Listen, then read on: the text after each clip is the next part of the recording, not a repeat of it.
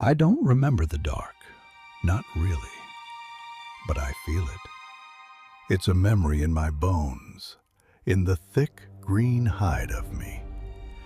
A deep, wet, quiet memory of soil and fungus and waiting.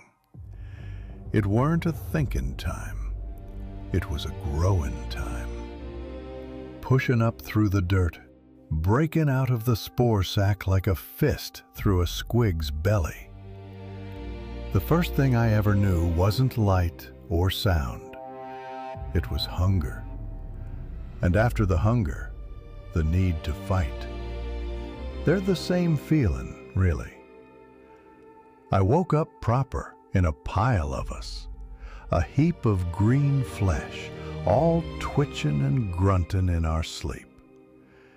The air in the big fungus hut stank of us, a thick, earthy smell like old mushrooms and sweat. It's a good smell. It smells like being strong. I was just a boy then, same as the rest of them. Not the biggest, not the smallest. Just another cog in the green machine. My choppa was a sorry-looking thing. A slab of rusted metal with a grip wrapped in grotskin. My shuta was even worse, a loud, clanky contraption that spat more smoke than slugs. But it was mine. I'd crumped a smaller boy for it, and his teeth paid for a bowl of squig stew that had a whole eyeball in it. That was a good day. Our world was red dust and jagged black rock. The sky was a hazy, angry orange, like a forge that never cools. We lived in a great sprawling mess of a town we called the Rust Pile. It was built from the guts of ancient things we'd dug up, or that had fallen from the sky ages ago. Giant metal ships, broken and scarred. Our huts were welded together plates of steel, leaning on each other like a bunch of drunk orcs. Smoke poured from 100 chimneys, carrying the stink of the mech shops and the cooking pits. It was always loud, always. The clang of hammers, the roar of engines being tested, the shouts and bellows of 1,000,000 orcs going about their business. And the business of an orc is simple. Getting bigger, getting meaner, and getting ready for a proper fight. Every day was the same, and every day was good. I'd wake up, shove the other boys off me, and go look for a scrap. Usually it was over something stupid, a shiny bit of metal, the last good chunk of roasted squig, or just because I didn't like the look of some git's face. We'd bash each other with fists and rocks and whatever was handy, until a knob came by and walloped us both for making a racket, or until one of us gave up. Fights were how you learned. You learned how much you could take. You learned how to find the weak spot in another git's guard. You learned that being bigger meant you won more. That was the most important lesson. Size is everything. I spent a lot of time just watching. I'd sit on a heap of slag, gnawing on a tough bit of gristle, and watch the life of the Rust Pile. I'd watch the grots scurrying about, their little red eyes wide with terror, doing all the work the orcs was too important for. They'd get kicked and punted and sometimes eaten, and that was just the way of things. I'd watch the mech boys, their goggles flashing as they welded and hammered, surrounded by impossible machines of smoke and noise. They were always building stuff, bigger wagons, louder shooters, choppas with whirring teeth on them. They had a spark of something in their heads, the mech boys did. A bit of gork, or maybe mork, that made them clever with their hands. But mostly, I watched the knobs. They were the dream. They were what every boy wanted to be. Twice as tall as me, with muscles like boulders wrapped in green skin. They strode through the crowds and we scattered like dust. They had the best gear, the biggest choppas, the power claws that hissed and crackled with energy. And they answered to only one orc, the war boss, Grimdark. Just thinking his name made the back of my neck prickle. Grimdark wasn't just big, he was a mountain. A walking, breathing, killing mountain of pure orc. He lived at the top of Durustpile, in the command tower of the biggest, most broken skyship. I only ever saw him up close a few times. He'd come stomping down to watch the fighting pits or to inspect a new war wagon the mechs had bolted together. He had a power claw the size of a grot, and one of his eyes was a gleaming red bionic that whirred when it looked at you. They said he'd ripped the head off a metal giant with his bare hands. They said his roar could crack stone. When he walked past, the ground shook, and the noise of the whole town seemed to dip for a second, like everyone was holding their breath. I wanted to be like that. I wanted to be so big and so mean that the whole world went quiet when I got angry. That was my only real thought, the one that sat under all the others about food and fighting. I needed to get bigger. I needed to get his attention. I needed to get into a real fight, a proper war. And then it started. It wasn't a sound, not at first. It was a feeling, a low hum deep in the dirt, like one of the mech's big engines was running somewhere under the whole planet. It was a shiver in the air. I was in the middle of a scrap with a boy named Erg, trying to bite his ear off when I felt it. The hum went right up through my boots and settled in my teeth. Erg felt it too. We both stopped, halfway through punching each other, and looked around. Nothing had changed.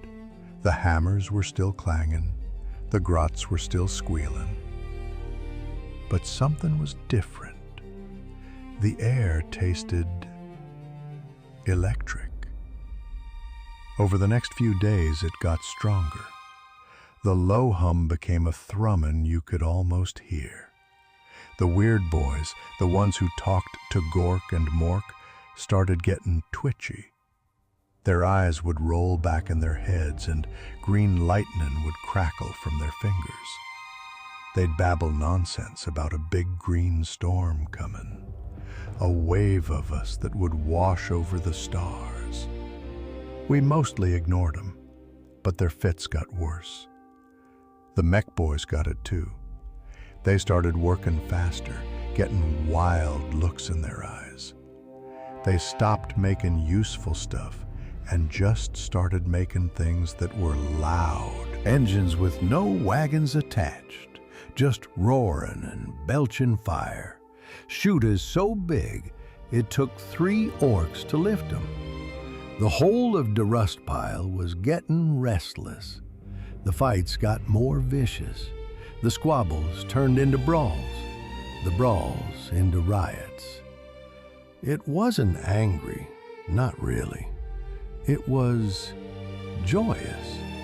It was like a pot of water slowly coming to a boil.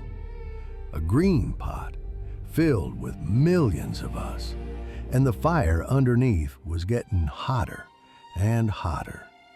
I felt it in me too. It was an itch I couldn't scratch, a hunger for something more than squig stew. I started spending all my time sharpening my choppa, scraping the edge against a lump of busted up rockcrete until it gleamed. I cleaned my shooter, even though I didn't really know how it worked. The noise, the energy, the feeling. It was all building towards something. Something big. I could feel it in the marrow of my bones. The same place I felt the memory of the dark soil. This was what I was grown for. Not just for scrapping in the dust over nothing. For this feeling. This great green thing that was waking up all around me. One night, the humming stopped. The whole world went dead silent, except for the wind whistling through the broken metal towers. It was so quiet, it was scary. We all came out of our huts, looking around, confused. Then, from the top of the highest tower, a single light cut through the gloom. A massive searchlight, jury-rigged by the mechs. It pointed straight up into the orange sky. And then we heard it. Not a shout, not a roar. A single, deep, resonant boom. It was the sound of Gaz Graca stomping his great iron-shod boot. The sound hit us like a physical blow. Boom. Another stomp. And then his voice, amplified by a dozen screeching voxcasters, crashed down over us like a tidal wave. It was only one word, but it was the only word that mattered. Waaagh. And the world exploded. Every orc, every single one of us, threw our heads back and roared the word back at him. It wasn't a cheer. It was a promise. It was the sound of the pot finally boiling over. The energy that had been building for weeks erupted in a single, deafening volcanic blast of sound and fury. I was screaming it with the rest of them, my throat raw, my heart hammering against my ribs. I lifted my rusty choppa to the sky, and all around me a forest of blades and shooters rose with mine. I was nobody. I was just one boy in a sea of green. But in that moment, I wasn't just Snagrot anymore. I was the Waaagh, and the Waaagh was me. We were going to war. We were finally going to a proper war. That single word, that one perfect sound, broke the world and put it back together, all green and mean. The hours that followed were a blur of beautiful, glorious noise. There was no plan, no orders shouted down from the tower. There didn't need to be. The Waaagh was the only plan. Every orc knew what to do, deep in our blood and bones. It was like a great green river that had burst its dam, and we were all just drops in the flood. The mech boys went into a frenzy. Their goggles spit in sparks as they hammered the last plates onto half-finished battle wagons and trucks. Engines that had been silent for years coughed to life, spewing thick, black, wonderful smoke into the orange sky. The roar was deafening. A chorus of 1,000 angry metal beasts waking up hungry. Grots scurried everywhere underfoot, their panicked squeals lost in the din as they loaded crates of slugger rounds, barrels of foul-smelling fuel, and squigs, so many squigs, into the back of anything that had wheels. I just ran. I ran with the tide, my rusty choppa in one hand and my clanky shooter in the other. I was part of the mob, a single green cell in a massive rampaging body. We swarmed the workshops and the ammo dumps, grabbing anything that wasn't bolted down and crumping any git who tried to take it from us. The air was thick with the smell of ozone from the welders, the greasy stink of engine fumes, and the sharp, coppery tang of fresh blood from the 10,000 minor scraps that were breaking out as we all got ready. It was perfect. It was the most alive I'd ever felt. The Waaagh energy was a solid thing now. It wasn't just a hum or an itch. It was a fire in my gut, a shout in my head that drowned out everything else. Fight, kill, win. Getting a ride was a fight in itself. The Knobs and their retinues had the biggest, flashiest wagons, great iron-jawed fortresses on wheels, bristling with guns and spikes. But for us boys, it was a free-for-all. I saw a half-track lurching out of a workshop, its tracks churning up red dust. It was already overflowing with hootin', hollerin' orcs, but there was always room for one more if you was mean enough. I took a running start and leaped, clawing my way over the back. A big git with a jaw like a shovel tried to shove me off. I didn't even think. I just slammed the butt of my shooter into his teeth. He grunted, stunned, and that was all the invitation I needed. I grabbed him by the scruff of his neck and heaved him over the side. He hit the ground with a wet crunch and was gone, swallowed by the crowd. The other boys in the half-track laughed and bashed me on the back. I'd earned my spot. I roared my triumph at the sky and clung to a metal strut as our ride bucked and swerved, joining the great column of vehicles pouring out of the rust pile. Our world was left behind in a cloud of dust. The journey was even better than getting ready. For days we thundered across the blasted plains, a miles-long serpent of rust, smoke, and noise. The ground trembled under the weight of our passage. I stood packed shoulder to shoulder with the other boys, the wind ripping at my skin, the roar of our engine a constant hymn in my ears. I didn't sleep. I didn't need to. The Waaagh fed me. We'd gnaw on dried squig jerky and gulp down fungus brew that tasted like battery acid. But the real fuel was the energy crackling between us. We'd bang our weapons against the sides of the half-track in time with the engine's beat. We'd bellow war songs at the top of our lungs. We'd fire our shooters into the air for the sheer joy of making a bang. I looked around at the faces of the other orcs. Their eyes were wide, their teeth bared in massive grins. We were all thinking the same thing. We were all feeling the same perfect, simple joy. We was made for this. Finally, we saw it. On the horizon, a smudge of gray against the red rock. As we got closer, it took shape. A city, a Humy city. It was all straight lines and smooth walls, not like our glorious, messy pile of scrap. It looked weak, clean, pathetic. A high wall ran all the way around it, and I could see the tiny stick figures of Humy soldiers running along the top. Little flashes of light, lass fire, started spitting out at us. Most of it pinged uselessly off the thick iron hulls of the battle wagons at the front. The Humys were scared. I could smell it, even from a mile away. Their fear was like the sweetest perfume. Gazgraka's personal wagon, a beast of a machine they called the Big Krumpa, let out a roar from its main cannon that shook my bones.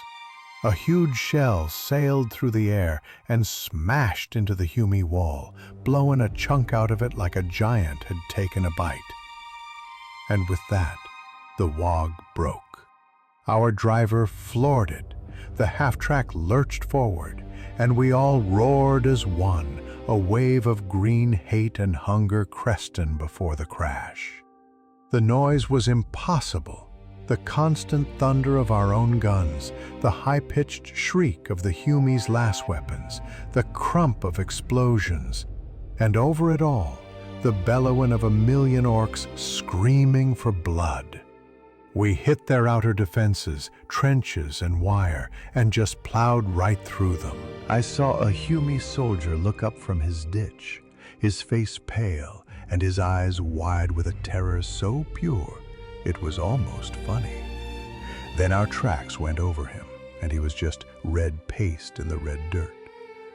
I started firing my shooter, not aiming at anything, just pointing it at the wall and holding down the trigger, screaming with every loud bang. We hit the breach in the wall at full speed. The impact threw me from the half-track.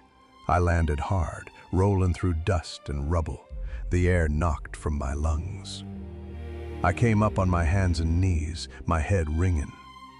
The wreck of our ride was wedged in the gap, on fire, and orcs were pouring over it like grots on a carcass. I was on my own. I was separated from the mob. For a split second, a cold feeling I'd never felt before pricked me. Alone.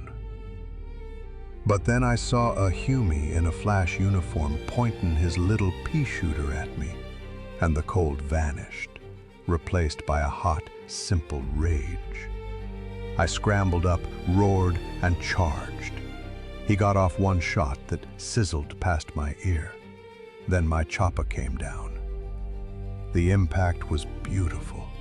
It sheared through his helmet and his skull with a sound like a big wet log splitting. He just came apart. I stood over him, panting, my chopper dripping with warm red stuff. This was it. This was the real thing. I pushed deeper into the city. It was a maze of gray buildings and paved streets, but we were turning it into a proper orc town. Fires were everywhere. The air was a cocktail of smoke, blood, and spent ammunition. Every corner was a new fight. I joined a mob of boys storming a tall building, charging up a set of stairs after a bunch of retreating Humes. We fought in narrow corridors where you could barely swing a chopper. It was close, sweaty, brutal work. I got stabbed in the arm with one of their bayonets, a sharp, stinging pain. It just made me angrier. I bit the Hume's face, my teeth tearing through his soft pink flesh, and smashed his head against the wall until it wasn't a head anymore. I felt myself getting bigger.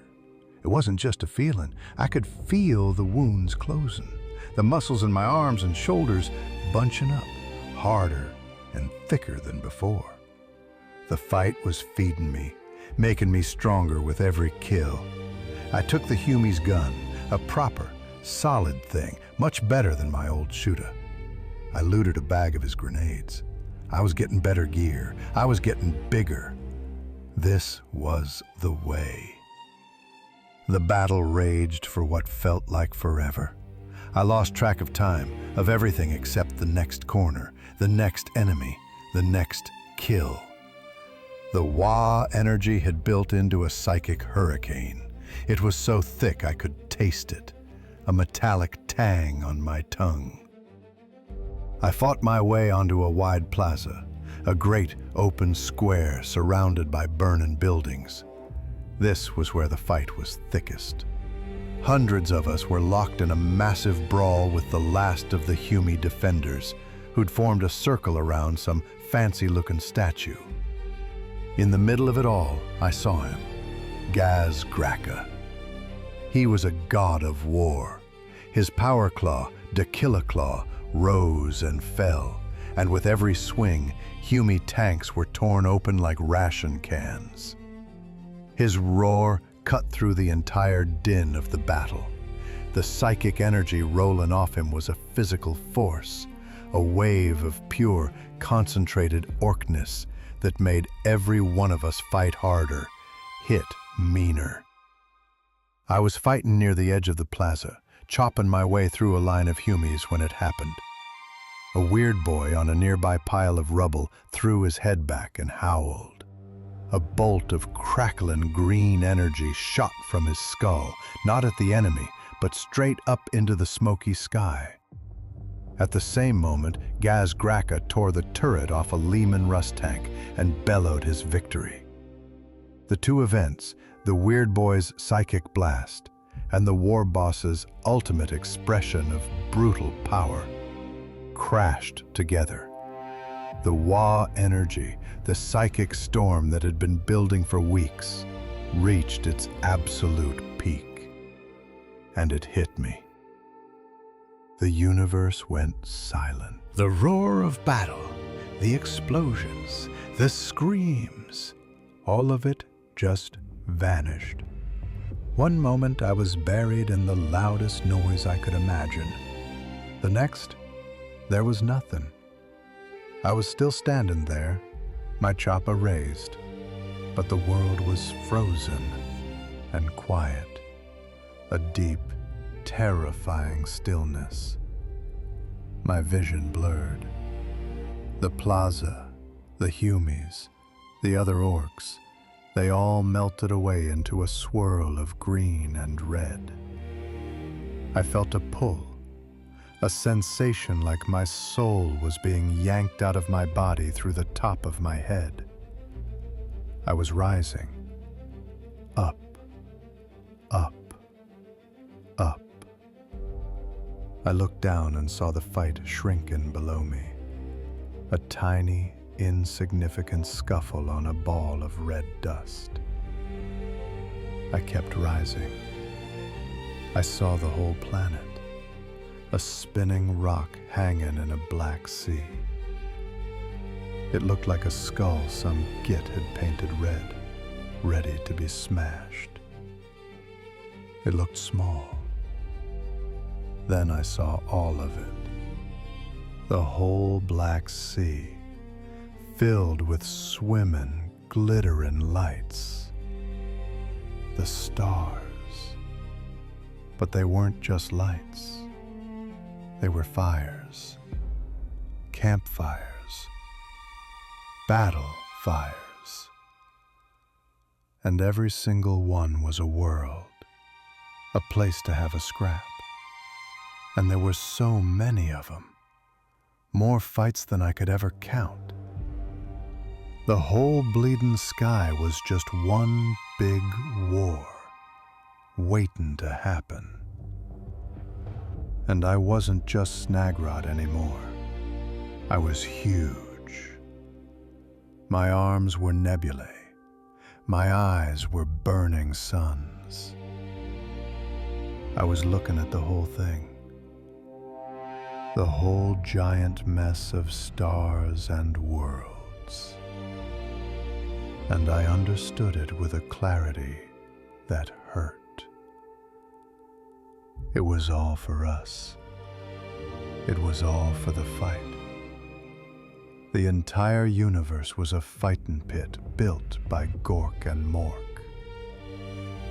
I felt them then, not as two gits, but as me.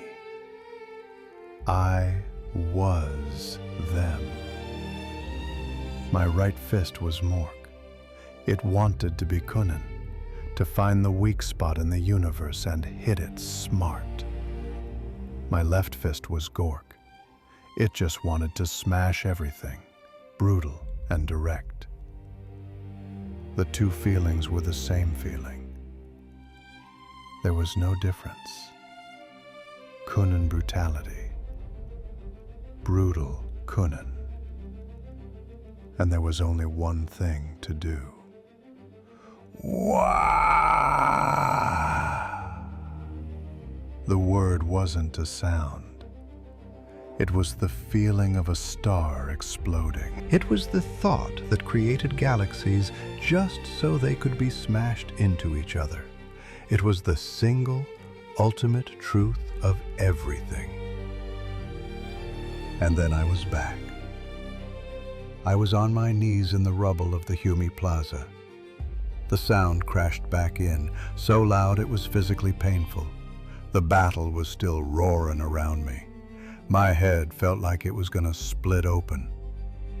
I looked at my hands, my green, solid, normal-sized hands. They felt tiny, pathetic. I looked at the Humi I'd been about to crump. He looked small and pointless. The whole fight, this glorious, city-smashing war that had been my entire world moments ago, now seemed like a squabble between two grots over a moldy bit of fungus. I had seen the real scrap, the big one. A Hume sergeant charged at me, his chainsword revving. The old snagrot would have just roared and met him head-on. But something had changed. I saw him not just as a git to be crumped, but as a piece in a much bigger puzzle. An obstacle. I didn't just swing my chopper. I let him come, sidestepped like I couldn't get, and smashed my new looted shooter into the side of his head. Then I brought my chopper down on his back. It was efficient, it was brutal, but it was also a bit clever. I stood over his body, breathing hard. The fire of the Waaagh was still in me, but it was different now. It was deeper, hotter. It wasn't just the mindless joy of a boy in his first fight. It was a cold, hard purpose. I had a secret now. A memory of being as big as the sky. I couldn't tell anyone. They'd think I was a weird boy, or just plain crazy, and they'd crump me for it. I was still just a boy, covered in blood and grime, standing in a burning city. But I wasn't. Not really. I was alone with what I had seen. I looked up past the black smoke, at the orange sky, and for the first time, I saw the stars not as little lights, but as a promise. The real Waaagh was just getting started, and I was gonna have to get a whole lot bigger. The victory howls of the mob brought me back to myself. The great plaza was ours. Gazgraka stood on the broken lemon russ, a living idol of green destruction, holding a ripped-off battle cannon over his head like a trophy. He let out another roar, and we all roared with him. The sound was the same as it had been before the vision, a physical thing that shook the rubble under my boots. But I heard it differently now. Before, it was just noise, the best noise. Now, it had a shape. It was the sound of a key turning in a lock. This city was just one tiny part of a much bigger machine, and we were the ones who got to break it. The fighting died down into the business of winning. Orcs swarmed over the dead, Hume and green alike, looking for teeth and shiny bits. Arguments turned into quick, bloody fights over who got the best shooter or the least dented helmet. Before, I'd have been right in the middle of it, a whirlwind of fists and elbows, trying to get my share. Now I just watched. It all seemed so small, like watching squigs fight over a dropped crumb. My head still throbbed with the memory of the stars, the sheer size of it all. I looked at the big knobs pushing through the crowd, kicking lesser boys out of their way to claim the choicest loot. I used to see them as mountains. Now I saw them as just slightly bigger rocks at the bottom of a mountain so tall it had no top. And Gazgraka, he wasn't a mountain. He was the first git who'd started climbing it. This whole Waaagh, this glorious world-breaking rampage, was just him taking his first proper step. And I'd seen the whole staircase. I needed a better chopper, and a better shooter, and more teeth. The old reasons were still good reasons. Being bigger is always better. But now there was a new reason underneath. It wasn't just about being the biggest boy in the mob. It was about getting ready. Ready for the real fight. The fight I'd seen in the silent sea of stars. I started moving through the chaos, but not like before. I wasn't just barging through. My eyes were open. I saw a dead Hume officer, half buried under a fallen statue, his fancy coat untouched.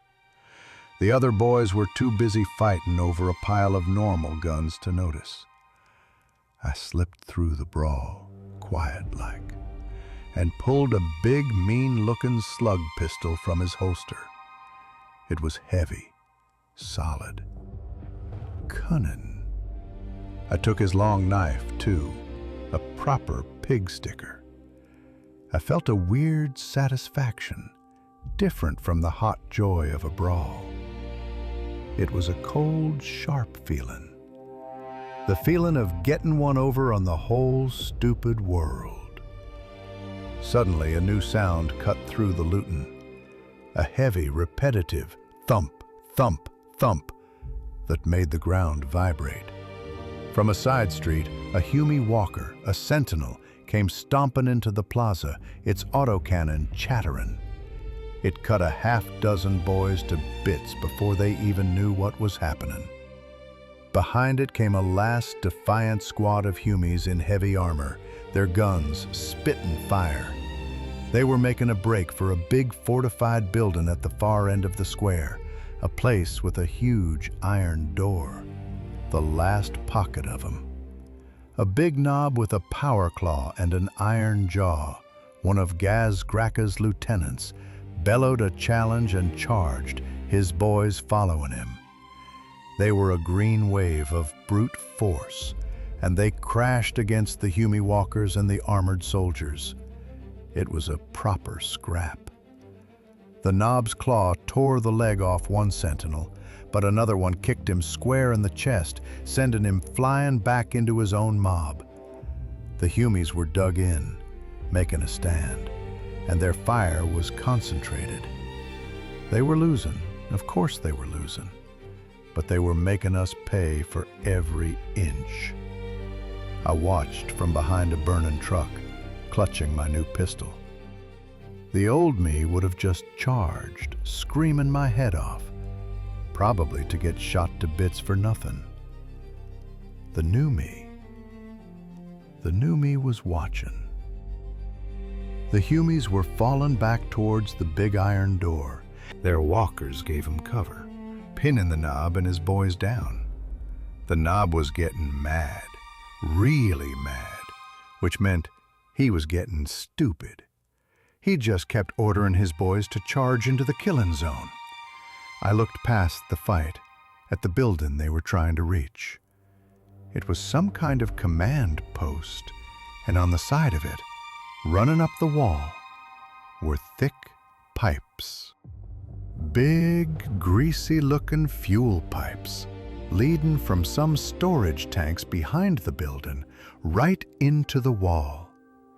The Humes were probably running generators in there. The pipes looked old, rusted, weak. An idea sparked in my head. It wasn't a thought, not really. It was an instinct, a flash of brutal cunning that Mork himself might have sent me. Don't fight the thing. Fight what keeps the thing going. I didn't shout. I didn't try to tell the knob. He'd just crumped me. I just started moving. I scurried low, using the wreckage for cover, flanking the whole brawl. The noise was incredible. The air filled with flying slugs and crackling energy bolts. It was like I was invisible. They were all looking at the big fight in the middle. They weren't looking at the one boy crawling through the rubble on the side. I got to the wall of the building, my heart hammering. The fuel pipes were right there, big as my chest, vibrating slightly. I could smell the promethium inside them. I pulled out the grenades I'd looted earlier. Stick bombs, good and loud. I wedged 2 of them into the rusty joint where the pipes went into the main wall. Then I pulled the pins, turned, and ran like a grot with its tail on fire. I got maybe 50 feet before the world turned white and hot, The explosion wasn't just a bang. It was a deep, guttural whoomph that shook the entire plaza. A massive fireball erupted from the side of the building, climbing hundreds of feet into the air. It swallowed the last of the Hume soldiers and their walkers in a torrent of liquid fire. The iron door they'd been trying to reach glowed red, then buckled outwards from the pressure. The fight was over, just like that. The sudden silence from that part of the square was almost as loud as the explosion. I lay flat on the ground, my ears ringing, as bits of twisted metal rained down around me. Slowly I pushed myself up. Every orc in the plaza was staring at the roaring inferno where the Hume command post used to be. Then they all started cheering and hooting. The victory won. I felt a surge of pride so strong it almost made me dizzy. I did that. Not the knob, not the mob. Me. Snagrot. A huge shadow fell over me. I looked up. It was the knob with the iron jaw, the one who'd been leading the charge. He was covered in soot, his armor was dented, and his claw was smoking. He stared down at me, and his eyes weren't happy. They were narrow and suspicious. The other boys gave us a wide berth. "You," he grunted, his voice a low growl like rocks grinding together. "I saw you. You was crawling over there. Then, boom!" This was it. He was going to crump me for making him look bad, for being too clever. I stood up straight, my hand tight on my chopper. If he was going to do it, I was going to take a chunk out of him first. I met his gaze. I didn't say nothing. He took a step closer, leaning down to look me right in the eyes. I could smell the blood and oil on him. "That was your doing?" he asked. I just nodded, one sharp jerk of my head. No point lying. He was silent for a long moment, just staring. I could see the tiny gears turning in his thick skull. He was thinking. He looked at the burning building, then back at me. A slow, ugly grin spread across his face, showing rows of pointed iron teeth. "That was proper cunning," he said, and the grin got wider. "Brutal, too. You didn't just charge in like a git. You saw the spot, the weak spot." He jabbed a thick finger into my chest, hard enough to make me stumble. I need boys like that. Boys who can do more than just swing a chopper. Boys who can think. He spat on the ground. "You ain't just a boy anymore. You're one of my knobs now. A storm boy. We're the ones who get the best fights. You stick with me, and I'll show you a proper war."